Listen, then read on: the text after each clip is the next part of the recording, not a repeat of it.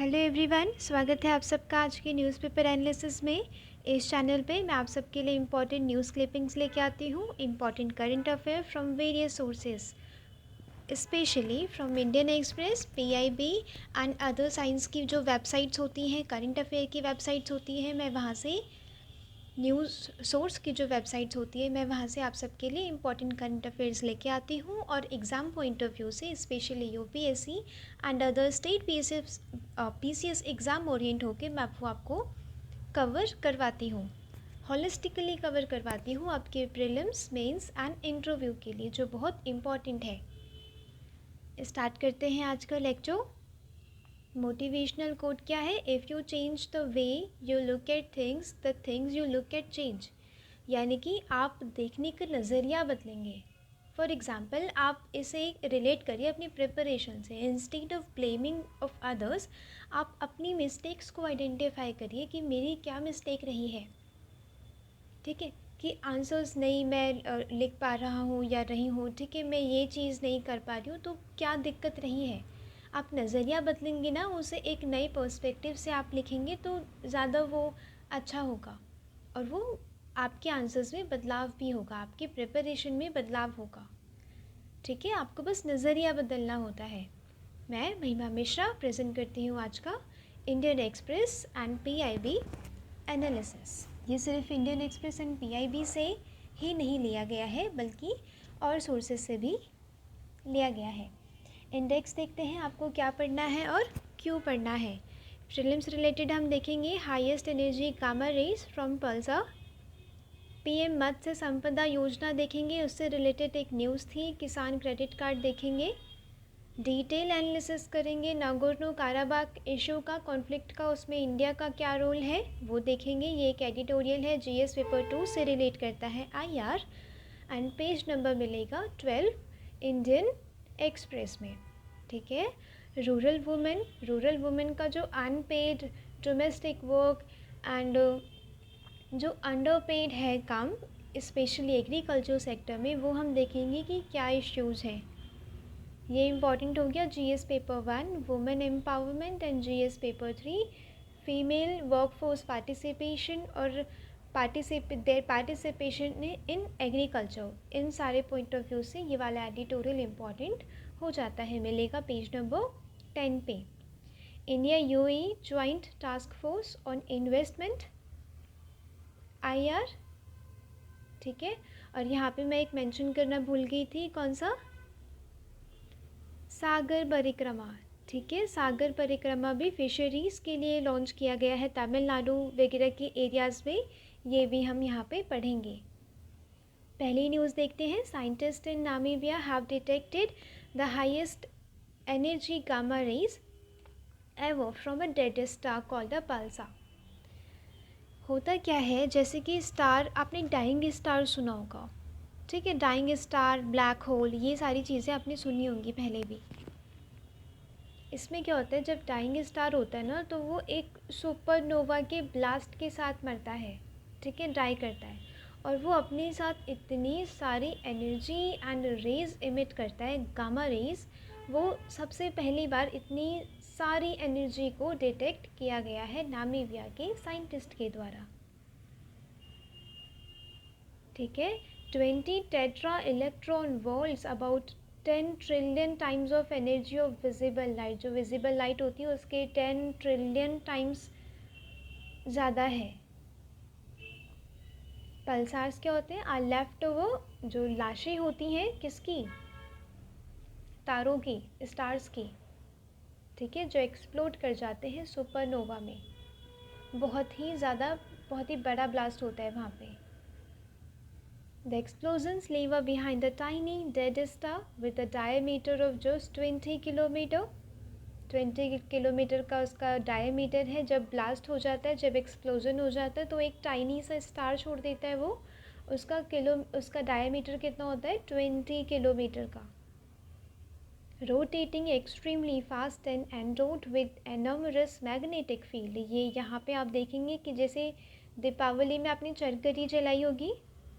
ठीक है, जैसे चरखड़ी ऐसे ऐसे ऐसे ऐसे रोटेट करती है अपने चारों तरफ, वैसे ही इसके इसके साथ एनर्जी रोटेट होती है, रेज रोटेट होती है, लाइट रोटेट होती है, ठीक है। और बहुत ही ज़्यादा ये सेंटर से अवे, ये सेंटर की तरफ नहीं घूम रहा है, ये सेंटर से अवे जा रहा है, दूर जा रहा है। ये ऐसे करके यहाँ पे एक मैग्नेटिक फील्ड क्रिएट हो जाता है, ठीक है। एग्ज़ाम में पल्सार और सुपरनोवा, डेड स्टार, ठीक है, गामा रेज, इन सब से रिलेटेड कोई क्वेश्चन आएगा प्रीलिम्स में, तो डरना नहीं है, ये बिल्कुल आउट ऑफ द कॉन्टेक्स्ट नहीं है, ठीक है। These dead stars are almost entirely made up of neutrons and are incredibly dense. A teaspoon of their material, उनका मास कितना है? More than 5 billion tons. मतलब we can't even imagine, इतना ज़्यादा मास है, ठीक है। एक टीस्पून, उनका एक टीस्पून, एक चम्मच मास जो है वो कितने के इक्वल है? More than 5 billion tons. Strange things होती हैं काफ़ी स्पेस में, यूनिवर्स में। Scientist think that the source of this radiation are fast electrons produced and accelerated in the pulsars magnetosphere. जो पल्सार के मैग्नेटोस्फेयर में जो इलेक्ट्रॉन्स हैं ना, उनके रोटेट होने के कारण ये एनर्जी इमिट की जाती है, रेडिएट की जाती है, ठीक है। While travelling towards its periphery, ये पेरीफेरी का मतलब क्या है? वो सेंटर की तरफ मूव नहीं करते, ऐसे मूव करते हैं, सेंटर से अवे जाते हैं। The magnetosphere is made up of plasma, electromagnetic fields that surround and co-rotate with the star. ये बात आपको थोड़ी थोड़ी तो समझ आई गई होगी, ठीक है, कि स्टार क्या हो रहा है? डाइंग स्टार है, पल्सार है, उसे पल्सार कहते हैं। इसके आसपास बहुत ही ज़्यादा लाइट रेज एमिट होती है, जिसे गामा रेज कहते हैं, रेडिएशन कहते हैं, ठीक है। इसमें अगर कोई क्वेश्चन आ जाएगा तो डर नहीं जाना अचानक से। नेक्स्ट इम्पॉर्टेंट क्वेश्चन एडिटोरियल हम देखेंगे, Nagorno काराबाग conflict and India. Nagorno काराबाग मैंने आपको बीते दिनों बताया था, राइट। अच्छे से मैंने ये वाला इशू एक्सप्लेन किया था। मैंने क्या बताया था कि ये भी काफ़ी सालों पुराना इशू है, जिसमें नागोर्नो काराबाग जो जोरिसडिक्शन में है अज़रबैजान के, बट वहाँ पे पॉपुलेशन रहती है अर्मेनियन है, क्रिश्चियन, और जो अज़ेरीज़ हैं वो कौन है? मुस्लिम। अब वहाँ पे कॉन्फ्लिक्ट देखे जाते हैं, ठीक है। कभी कभी वो कॉन्फ्लिक्ट काफ़ी वायलेंट हो जाते हैं। ये यहाँ पे देखिए, ये वाला जो रीजन है ये है नगोर्नो काराबाग, ठीक है। इसका टेरिटोरियल जोरिसडिक्शन किसका है? अज़रबैजान, बट ऑक्यूपाई कर रखा है अर्मेनिया ने। यहाँ पे एथनिक पॉपुलेशन किसकी है? अर्मेनिया की, Armenian Christians, right. The conflict between Armenia and Azerbaijan, ये वाला आपको प्रीलिम्स में, ये तो खैर बहुत इजी सा है, वो लोग नहीं पूछेंगे कि नागोर्नो काराबाग कौन से रीजन में था, सबको ही पता होता है आजकल कि अर्मेनिया एंड अज़रबैजान का इश्यू है। ये one of the frozen conflicts of the world है, ठीक है। ये कॉन्फ्लिक्ट डिकेड से चलता हुआ आ रहा है। नगोर्नो काराबाग क्या है? एक माउंटेनियस रीजन है, officially recognised as a part of Azerbaijan. यहाँ पे 1.2 लाख पॉपुलेशन है, प्रीडोमिनेंटली एथनिक अर्मेनियन, जिनका कल्चरल, सोशल और हिस्टोरिकल टाइज है विद अर्मेनिया, ठीक है। ये वैसा ही डिस्प्यूट है कि मतलब हमारे जम्मू एंड कश्मीर में पॉपुलेशन आ गई मुस्लिम पाकिस्तान की, वो बहुत ज़्यादा दिक्कत क्रिएट कर जाएगा, राइट। वही दिक्कत हो रही है अभी वहाँ पे। जोरिसडिक्शन है अज़रबैजान का, बट पॉपुलेशन है अर्मेनिया की, ठीक है। 95% पॉपुलेशन वहाँ पे अर्मेनिया की है, अर्मेनियन है वहाँ पे सारे। अब वो लोग एक सेपरेट तो डिमांड करेंगे कि हमें अर्मेनिया में जाना है, ये वाला एरिया अर्मेनिया का है, उसे दो, ठीक है। Nagorno काराबाग is an ethnic Armenian enclave in Azerbaijan. The Armenians are Christians while Azeris are Muslim. ये वाला क्वेश्चन आ सकता है। ये लचिन कॉरिडोर ये आर्मेनिया के एनक्लेव से कनेक्टेड है। 5 किलोमीटर एक कॉरिडोर है जिसका नाम है लचिन कॉरिडोर। लचिन कॉरिडोर आपको याद रखना है अपने प्रीलिम्स के लिए, ठीक है। इन 1923 यूएसएसआर ने इस्टेब्लिश किया नगोर्नो काराबाख को एक autonomous ऑब्लास्ट, home to a 95% of ethnically Armenian population within the Azerbaijan Soviet Socialist Republic। अब जब यूएसएसआर अलग हो गया था, सोवियत यूनियन जब क्या हो गया, ब्रेक डाउन हो गया था, तो क्या हो गया, अब ये वाला रीजन आ गया इश्यू में, क्योंकि पॉपुलेशन वहाँ की आर्मेनिया की और जो एरिया रशिया ने दे दिया था किसको, अज़ेरबाईजान को, ठीक है। तब से ये इश्यू है। और यहाँ पे इंडिया का क्या रोल है वो भी इम्पॉर्टेंट है। इंडिया किसकी साइड ले ये भी इम्पॉर्टेंट है, ठीक है। अभी तक किसी क्लियर कट इंडिया ने कुछ बोला नहीं है, बट जो आर्मेनिया है ना उसके साथ हमारे थोड़ी सी ज़्यादा अच्छे रिलेशंस हैं, क्योंकि अज़ेरबाईजान ना पाकिस्तान की तरफ थोड़ा ज़्यादा है। In 2020 after the conflict broke out, it has said India believes, India ये वाली डिप्लोमेटिक लाइन आपको लिखनी ज़रूरी है अपने आंसर में।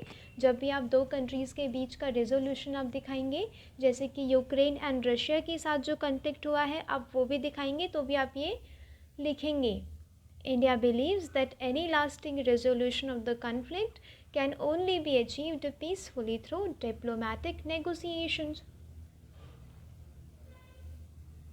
ठीक है। थर्सडे को भी बोला है, मतलब दिल्ली से ये स्टेटमेंट आया है, encourage the parties to move forward to ensuring a long term peace and security in the region through dialogue and diplomacy. हम किस में विश्वास रखते हैं, हम पीस में, हम शांति को स्थापित करने में विश्वास रखते हैं, नेगोशिएट करने में। हम वॉर नहीं करते। पीएम मोदी ने ये भी बोला था कि this is not the era of war, right, कि वॉर करने वाला ज़माना नहीं रहा। अब हमें नेगोशिएशंस के थ्रू क्या है, इश्यूज़ को सॉल्व करना है, सेफ्टी एंड वेल बीइंग देखनी है सिविलियंस की, ठीक है। Armenia publicly endorsed India's position on the resolution of Kashmir issue on bilateral basis, supports India's aspirations, मतलब इंडिया का जो एस्पिरेशन है कि हमें परमानेंट सीट मिल जाए यूएनएससी में, उसे भी सपोर्ट करता है आर्मेनिया। हमारे कश्मीर इश्यू में भी वो हमारा साथ देता है। आर्मेनिया से हमारी आर्म्ड फोर्सेस की भी डील होती है, deal to supply Armenian armed forces with Pinaka multi barrel rocket launchers. हमने ये सारी डिफेंस का ट्रेड किया है उनके साथ। In contrast Azerbaijan proximity to Pakistan, ये एक इरिटेशन क्रिएट करता है दो कंट्रीज़ के रिलेशन में। इंडिया एंड अज़ेरबाईजान के रिलेशन में अज़ेरबाईजान का पाकिस्तान के ज़्यादा करीब होना ये एक दिक्कत करता है। There has not been a single visit at the level of head of the state government between India and Azerbaijan, कोई विजिट नहीं हुई। आर्मेनिया एंड अज़ेरबाईजान दोनों हम फिर भी एक बैलेंस हम बना के रखते हैं, राइट। हमने जैसे यूएसए में और यूएसएसआर में हमने एक बैलेंस बना के रखा, हम ऐसा करते हैं, राइट। हमने रशिया एंड यूक्रेन में बैलेंस बना के रखा, हमने दोनों कंट्रीज़ का साथ दिया, साथ मतलब उनके बैड एक्शंस में तो साथ नहीं दिया, बट एक्चुअली हमने अपने स्ट्रेटेजिक इंटरेस्ट देखा उसमें, राइट। वैसा ही आर्मेनिया एंड अज़ेरबाईजान के साथ भी करना है। अज़ेरबाईजान से हमें ध्यान रखना है कि वो पाकिस्तान के ज़्यादा करीब ना हो जाए, हमें अपने रिलेशंस इस्टेब्लिश करने हैं अच्छे अज़ेरबाईजान के साथ, राइट। आर्मेनिया और अज़ेरबाईजान के बीच में एक ब्रिज क्रिएट करना है। Armenia and Azerbaijan are members of international north south transport corridor which India is a keen to develop, ठीक है। International north south transport corridor के ये दोनों मेंबर हैं। तो इंडिया सपोर्ट्स आर्मेनिया का जो प्रपोजल था to include Iran Chabahar port, ठीक है, जो कॉरिडोर में है, जो ईरान का जो चाबहार पोर्ट था ना, इंडिया ने उसे भी सपोर्ट किया था। ये अर्मीनिया का रेजोल्यूशन था।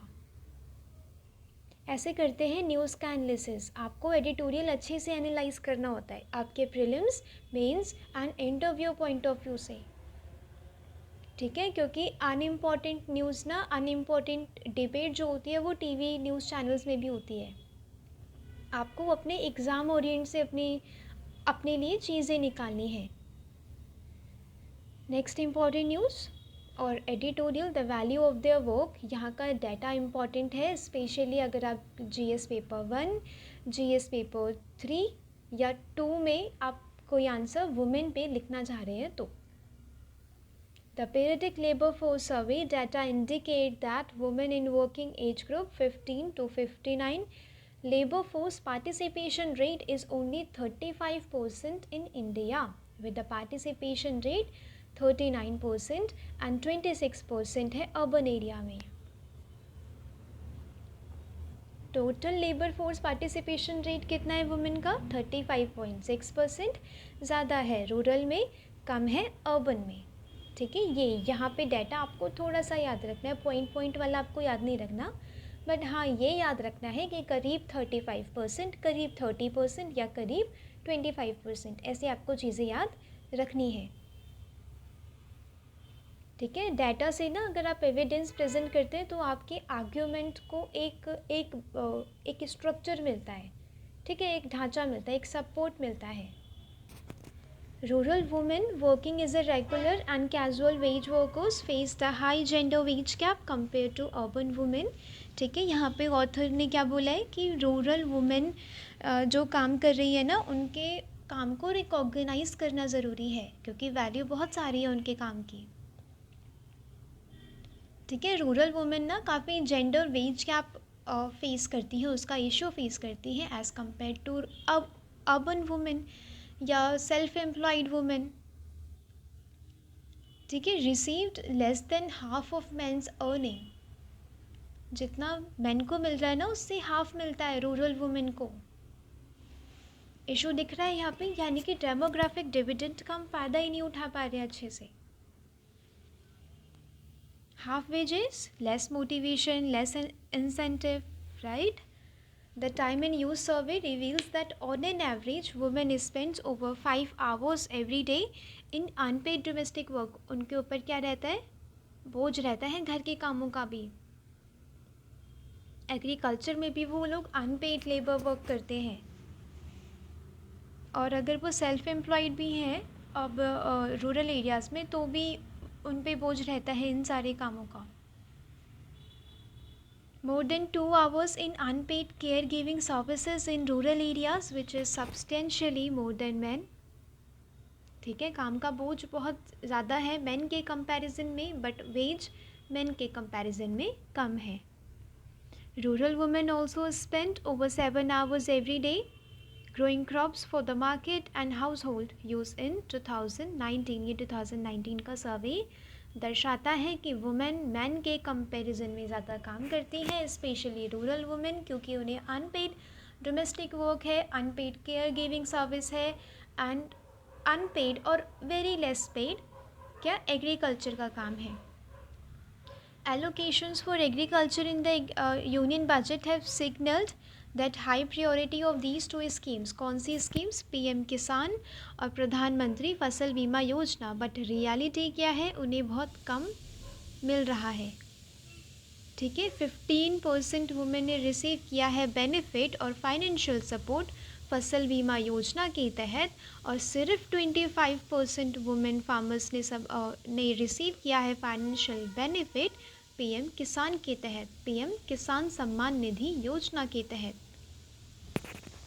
क्योंकि लैंड ओनिंग ना मेजर क्राइटेरिया है, फीमेल के नाम उतनी लैंड नहीं रहते, बट उनका काम ज़रूर रहता है वहाँ पे अनपेड लेबर की तरह, इसीलिए उन्हें सरकार के द्वारा दिए गए ना बेनिफिट्स भी नहीं मिल पाते। Unpaid and unaccounted under paid contribution of rural women is not only not only in agriculture but overall rural economy. Unpaid काम सबको पता है, ठीक है. Unaccounted means unrecognised. Underpaid means men के कंपैरिजन में उन्हें थोड़ा कम पे किया जाता है, ठीक है. ये पूरी रूरल इकोनॉमी का मुद्दा है. ये मस्ट बी काउंटेड, उसे हमें काउंट करना है, रिकॉग्नाइज करना है, इंसेंटिव्स देने हैं. along with the inclusion of landless marginal women farmers in government agricultural schemes to combat gender inequality in rural India. जो gender inequality है हमें उसे टैकल करने के लिए उनके सारे कामों को हमें रिकॉग्नाइज करना है, क्योंकि half of the population consist करती हैं वुमेन. नेक्स्ट इम्पॉर्टेंट न्यूज़ ये ली गई है PIB से. 11th meeting of UAE India की एक high level joint task force meeting हुई है इन्वेस्टमेंट पे. ये जब आप UAE से रिलेशंस इस्टेब्लिश करेंगे या फिर आंसर में लिखेंगे तो क्या लिखना है, ये सारे पॉइंट्स लिखने हैं, क्योंकि आपको मल्टी डायमेंशनल आंसर लिखना होता है. उसमें आप ये दिखाएंगे कि हाँ ये कुछ trade and investment related measures भी लिए गए हैं दोनों कंट्रीज़ के बीच में. जॉइंट टास्क फोर्स इस्टेब्लिश हुआ था 2013 में trade investment and economic ties को प्रमोट करने के लिए बिटवीन इंडिया एंड UAE. ये एक इफ़ेक्टिव मैकेनिज्म प्रोवाइड करता है for discussion on opportunities prospectus for investment in both countries. और जो इश्यूज़ फेस्ड किए जा रहे हैं by investors of two countries, जो निवेशक होते हैं ना, उनके द्वारा जो इश्यूज़ फेस करे जा रहे हैं वो उसका भी डिस्कशन यहाँ पे होता है, उसके रिजोल्यूशन की भी बात होती है. इस वाली मीटिंग में क्या किया गया, कॉम्प्रिहेंसिव इकोनॉमिक पार्टनरशिप एग्रीमेंट को डिस्कस किया गया था, जो आया था मई 2022. एक साल से ज़्यादा हो गए हैं इसे, अब आ गया 23. तो इसके इफ़ेक्टिवनेस पे कितना एफिशिएंट है उस पर बात की गई. तो क्या निकल कर आया, it has help reduced traffic और more than 80% of product line eliminate barriers. जो बैरियर्स होते हैं, जो रुकावटें होती हैं दोनों कंट्रीज़ के में ट्रेड के बीच में, वो कम किया कॉम्प्रिहेंसिव ट्रेड इकोनॉमिक पार्टनरशिप ने, ठीक है. और नॉन ऑयल ट्रेड रीच कर गया है $50.5 बिलियन तक, ठीक है. और टारगेट क्या है दोनों कंट्रीज़ का, $100 बिलियन तक पहुंचाना है. इसके आपको ज़्यादा पॉइंट्स नहीं याद रखने अगर आप IR का लिख रहे हैं, बट आपको एक डायमेंशन आपको ज़रूर प्रेजेंट करना पड़ेगा, राइट. विद एक करंट अफेयर की डेवलपमेंट आप लिखेंगे ना, तो वो ज़्यादा आंसर थोड़ा अवेयर दिखाएगा एग्जामिनर को. The two sides also discussed way and incentives for encouraging further investment flows from UAE, ठीक है. इंडिया में फ़्लो आए तो हमने कुछ प्रायोरिटी सेक्टर्स हमने बताए हैं कि आप रिन्यूएबल एनर्जी में इन्वेस्ट करिए, हेल्थ में, सेमीकंडक्टर्स, एसेट मोनेटाइजेशन सेक्टर्स में आप इन्वेस्ट करिए. नेक्स्ट इम्पॉर्टेंट देखते हैं सागर परिक्रमा. ये भी PIB से ली गई न्यूज़ है. सागर परिक्रमा का फेज़ 9 लॉन्च किया गया है by union minister Shri Purushottam Rupala, Tamil Nadu and Puducherry में. ये फेज़ वाइज लॉन्च होता है, ठीक है. सागर परिक्रमा ये आउटरीच प्रोग्राम है intended to reach out fisherman community. Fisherman के जितने भी इश्यूज़ हैं उनके बढ़ोतरी के लिए ये सागर परिक्रमा प्रोग्राम लाया गया है. This initiative has been launched to understand the issues, experiences and aspirations of fisherman. उनकी जो इनकम है वो डबल करने का प्रावधान इसमें रखा गया है, एम रखा गया है. जो कोस्टल एरियाज़ के अक्रॉस फिशरमैन होते हैं ना, उनके लिए ये स्कीम लाई गई. फर्स्ट 8 फेजेस जो लॉन्च किए गए थे वो Gujarat, Diu and Daman, Maharashtra, Goa, Karnataka, Kerala, Puducherry, Andaman and Nicobar यहाँ पे लॉन्च किए गए थे, जो फर्स्ट 8 फेजेस थे, right, aiming to resolve the challenges faced by fishing community to facilitate their economic upliftment through various fisheries schemes, ठीक है. स्कीम्स के द्वारा उन्हें क्या करना है, उन्हें अपलिफ्ट करना है, उनका उत्थान करना है, क्योंकि फिशरी सेक्टर कहीं ना कहीं अभी भी पिछड़ा हुआ है, ठीक है. हमें ब्लू रेवोल्यूशन लेके आना है अच्छे से। प्रधानमंत्री मत्स्य संपदा योजना और किसान क्रेडिट कार्ड के तहत यहाँ पे दो स्कीम इंपॉर्टेंट हो जाती है। प्रधानमंत्री मत्स्य संपदा योजना, ये ब्लू रेवोल्यूशन इसका एम था कि ब्लू रेवोल्यूशन लेके आएंगे फिशरीज सेक्टर में। यहाँ पे आत्मनिर्भर भारत पैकेज के तहत ये लाया गया था। ये हाईएस्ट एवर इन्वेस्टमेंट है इन फिशरीज सेक्टर। यहाँ पे इंस्टीट्यूशनलाइज्ड क्रेडिट देने का प्रावधान है। किसान क्रेडिट कार्ड के तहत क्या होगा, हम फार्मर्स को क्रेडिट देंगे। ऑब्जेक्टिव्स क्या है, harness the potential of fisheries sector. जो फिशरी सेक्टर से देखिए हमारे पास इतनी सारी नदियाँ और इतना बड़ा कोस्टल एरिया है, और फिश मार्केट भी मतलब fish market India as well as international market दोनों बहुत अच्छी डिमांडिंग मार्केट है, राइट। इसमें पोटेंशियल बहुत है बट इन्वेस्टमेंट कम है अभी, ठीक है। इसके उत्थान इसका उत्थान कम है, ठीक है। तो हमें क्या ध्यान देना है कि इसके पोटेंशियल को ध्यान दिया जाए। Enhance fish production and productivity through expansion, intensification, diversification and product utilisation of land water. ये वाली आप लाइन लिखेंगे जब आप मत्स्य संपदा योजना को आप लिखेंगे, या फिर कोई आंसर आप लिखते हैं फिशरीज सेक्टर में तो आप इसका उल्लेख करेंगे। Modernise and strengthen the value chain, value chain को स्ट्रेंथन करना है। सप्लाई मैनेजमेंट को, जो सप्लाई चेन होती है हमें उसे रेजिलेंट और स्ट्रेंथन करना है। डबल करना है फिशर्स, जो फिशरमैन्स होते हैं वो उनकी इनकम को डबल करना है, जैसे कि फार्मर की income, right. Enhance the contribution of fisheries sector, जो ग्रॉस वैल्यू एडेड होता है ना प्रोडक्ट, उसमें फिशरीज सेक्टर का कंट्रीब्यूशन बढ़ाना है। ये social, physical and economic security देनी है फिशरमैन को। फिशरीज़ का मैनेजमेंट हमें रोबस्ट करना है। सिग्निफिकेंस क्या है, क्योंकि फिशरीज सेक्टर बहुत बड़ा रोल प्ले करती है इंडियन इकोनॉमी में।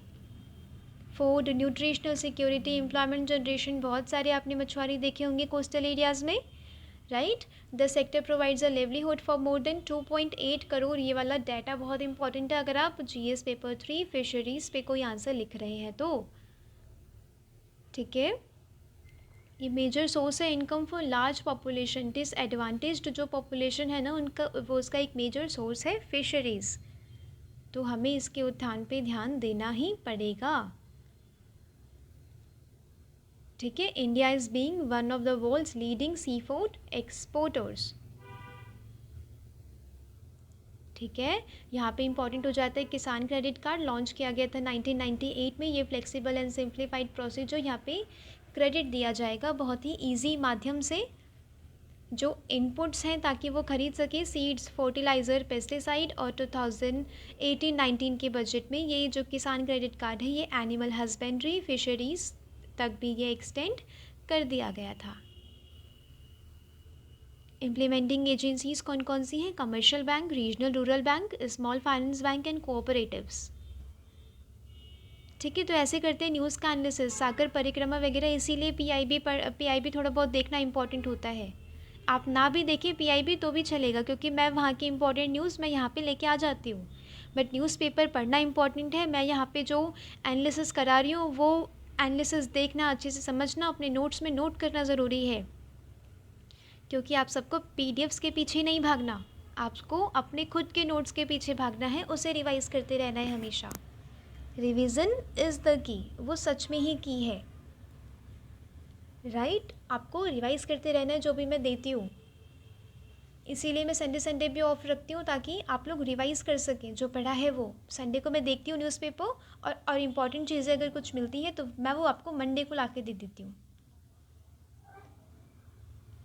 ठीक है। तो ऐसे करना होता है आपको न्यूज़पेपर एनालिसिस। आज के लेक्चर में था बस इतना ही, मिलते हैं कल। जो वैल्यू एडिशन की पीडीएफ है ये वाली बहुत इंपॉर्टेंट पीडीएफ हो जाती है आपके लिए, विदाउट एनोटेशन, मैं वो दे दूँगी टेलीग्राम चैनल पे, लिंक मैं डिस्क्रिप्शन बॉक्स में डाल दूँगी। आप लोग देख लीजिएगा, ज्वाइन कर लीजिएगा, ठीक है। तो मिलते हैं कल। Thanks for watching, thank you so much.